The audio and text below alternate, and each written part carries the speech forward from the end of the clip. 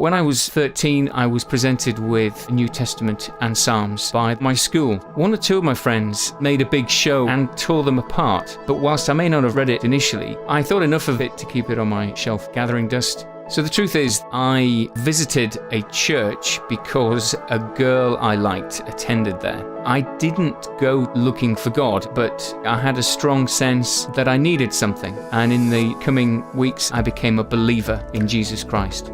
That little red testament came to mean a great deal to me. When I read it, it came alive to me. I carry it with me everywhere. It became pretty grubby, actually. On one occasion, I met a guy in the street who was homeless. I started to share my faith with him, took out my little red testament, and I gave it to him.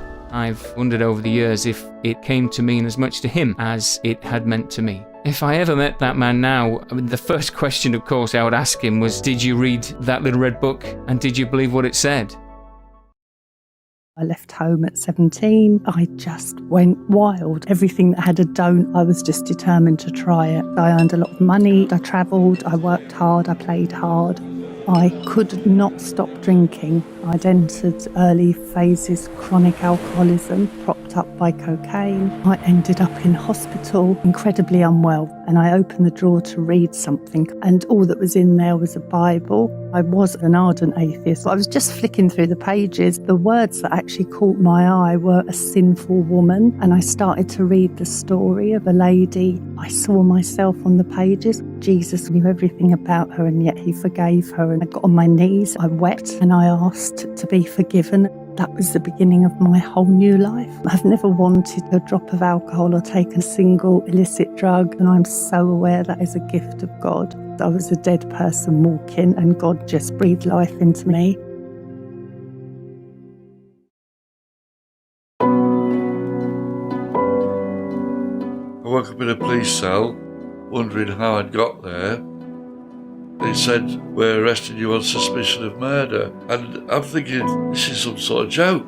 I said, who am I accused of murdering? When they told me the name, I just collapsed on the floor. It was my best friend. I couldn't remember anything. I'd been drinking constantly, taking drugs, and I obviously had done it. In prison, it was a hell, it was a nightmare, the shame, the guilt. I was so frightened. I just knew that sooner or later I'm going to have the courage to kill myself. I just needed the guards to change shifts so they didn't check in the door, and that was been it. I'd have been gone. While I was sat there, this quiet voice said to me, just read that Bible. My mind said, what good's that going to do me? This little voice persisted. So I said to myself, all right then, it'll waste a little bit of time. Something compelled me, I just couldn't stop. So I carried on reading the Bible all the way to Luke and the prodigal son. That was when the real tears started. That was when I knew I'd been forgiven by God. All of a sudden I felt alive, and I was ready to face life. And time in prison turned positive. I used to go on the exercise yard in the morning with that Blue Testament that saved my life. I had a nickname called the Rev. Lads off the yard all come round, used to have a prayer, small reading, and go about a day. My life every day was a day of hope, of opportunity, of peace. You know, if I had the chance to meet the person who put the Bible in that prison cell, I would let them know that you saved my life.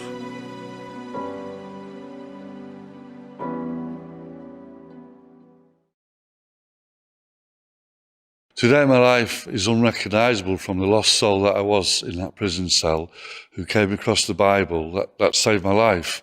I would either be dead or still in prison, to be quite truthful. And I would ask you to join in with Good News for Everyone in placing Bibles in prisons and other areas so that people like myself and other lost souls have the chance to change their lives. Today my life is full of hope, full of joy and purpose. Thank you.